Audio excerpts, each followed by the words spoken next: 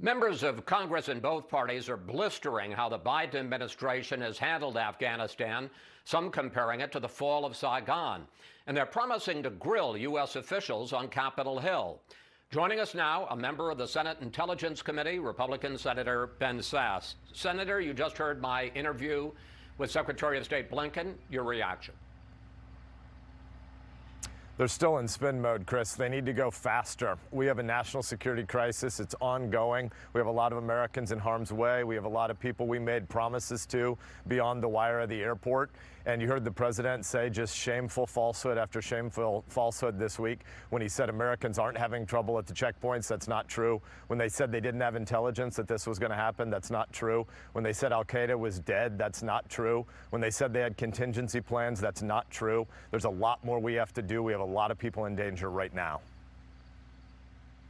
Regardless of how we got here, we are where we are now, and as you rightly point out, there are thousands, tens of thousands of Americans and Afghan allies who are outside that airport. What do we do now? How do we bring them in? How do we get them out of the country? The president needs to step up and be the commander-in-chief. Number one, we need enough troops to be sure we can evacuate all our people. Number two, we need to damn these deadlines. August 31 was a stupid, arbitrary, politically driven deadline. The Taliban needs to know they don't dictate the timetable on American lives. We need to push out the perimeter well beyond Karzai Airport. We need to have an urgent meeting of the National Security Council and the president's DOD team to figure out if we should be retaking Bagram. We need the Taliban to know that we're going to get our people, and the allies are going to be able to get their people. And our people are obviously American citizens, but they're also all those special immigrant visa holders who risk their lives on behalf of Americans to take the fight to al-Qaeda and the Taliban over there, so we didn't have to fight them here. We need the president to actually talk to our allies, not ignore their calls for days at a time. We need the president to unleash Cyber Command to make sure that all the images that have been taken of our allies and our friends over there at these checkpoints where the Taliban are beating these heroes, we need to make sure those images can't be used for their hit list to go and gather and kill these people, and we need Cyber Command to be active. We need the president to make absolutely clear that we will finish the mission, we will save all of our people, and their plan, I'm against the withdrawal plan, but that's, as you said, not the question for today's debate.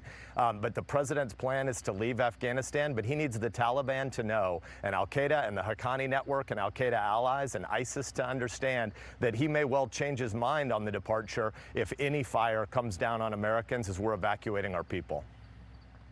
But what you're describing, Senator, and this president has made a decision, and not that it necessarily matters, but the majority of the American people agree with them, to get out of Afghanistan. You start going way beyond the border. You start launching raids to pick up American citizens or our Afghan allies. We're re-engaging in the war with the Taliban.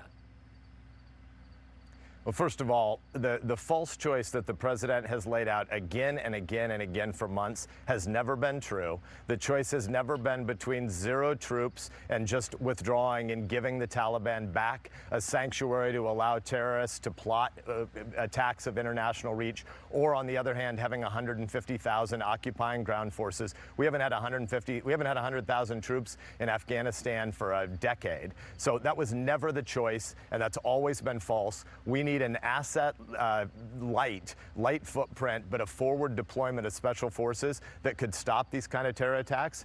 But now, just for the purposes of this moment and how the president and his team's incompetence have gotten us to here, they've put us in a situation where we have a hostage situation developing.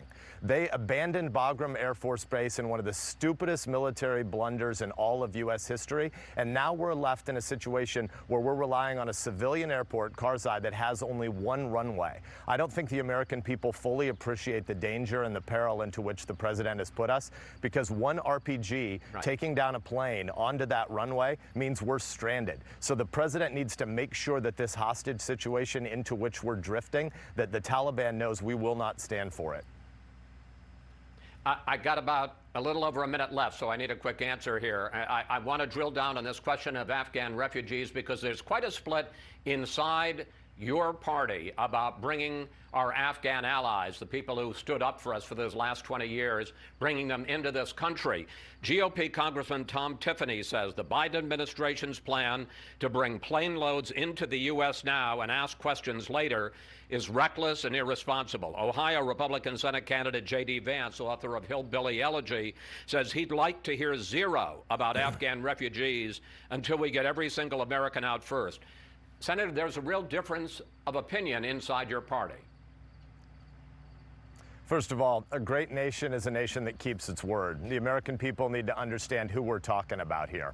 We're talking about men and women who risked their lives to protect Americans. They fought hand in hand with our troops, and we made promises to them. There are 32 million Afghans. We're talking about 60 to 80,000 people. So the first thing to say is the American people need to understand who we're talking about. We're talking about heroes who fought with us to take the fight to al-Qaeda and the Taliban. Number two, the administration has been way too slow to get people out of harm's way. They can get them to Kuwait, they can get them to Qatar, they can get them to Bahrain, they can get them to Ramstein in Germany and sort through the larger processing and bureaucratic issues there. But number three, when you fought on behalf of Americans to protect our people, you're welcome in my neighborhood.